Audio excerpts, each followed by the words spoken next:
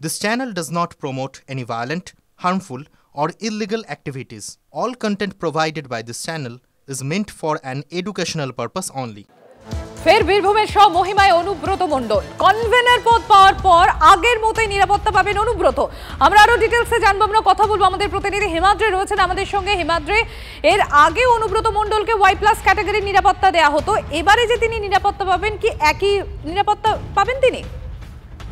একেবারে অনুব্রত মণ্ডলকে Y plus category নিরাপত্তা বীরভূম জেলা পুলিশের পক্ষ থেকে এর আগে দেওয়া হতো। অডিও কাণ্ডের পর সেই নিরাপত্তা রক্ষী তুলে নেওয়া হয়। মাত্র 4 জন পুলিশ তার নিরাপত্তা রক্ষী হিসাবে ছিলেন।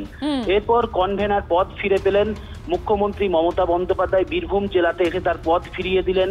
তাকে স্বমহিমায় দেখা যাচ্ছিল। পরপর গতকাল আমরা দেখলাম যে বেশ খোশ মেজাজে রয়েছে অনুব্রত মণ্ডল। এরপর কিন্তু গতকাল রাত থেকেই তার ওয়াই প্লাস ক্যাটাগরির যে নিরাপত্তা রক্ষী সেটা ফিরিয়ে দেওয়া হলো অনুব্রত মণ্ডলকে, এবং সেই নিরাপত্তা রক্ষী নিয়েই কিন্তু আজ বোলপুরের তৃণমূল কংগ্রেসের যে পার্টি অফিস রয়েছে সেখানে এলেন অনুব্রত মণ্ডল।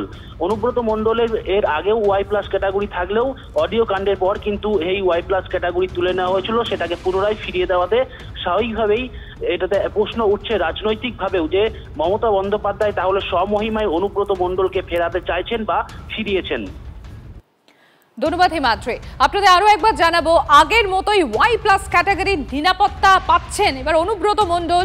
অনুব্রত মণ্ডলকে কনভেনার পদ পাওয়ার পরই আবার আগের মতো সেই নিরাপত্তা তাকে ফিরিয়ে দেওয়া হলো। এর আগে অনুব্রত মণ্ডল ওয়াই প্লাস ক্যাটাগরির নিরাপত্তা তিনি পেতেন, এবং আগের মতোই দেহরক্ষী ও বাড়ির নিরাপত্তা রক্ষী পাচ্ছেন অনুব্রত মণ্ডল। বোলপুর থানার আইসিকে কুকথার পর, অর্থাৎ ওই অডিও কাণ্ডের পর থেকে অনুব্রত মণ্ডলের নিরাপত্তা কমিয়ে দেওয়া হয়েছিল। অন্তত 10 জন নিরাপত্তা রক্ষী প্রত্যাহার করা হয় অনুব্রত মণ্ডলকে, কিন্তু আবারও তিনি আগের মতোই ওয়াই প্লাস ক্যাটাগরির নিরাপত্তাই পাচ্ছেন।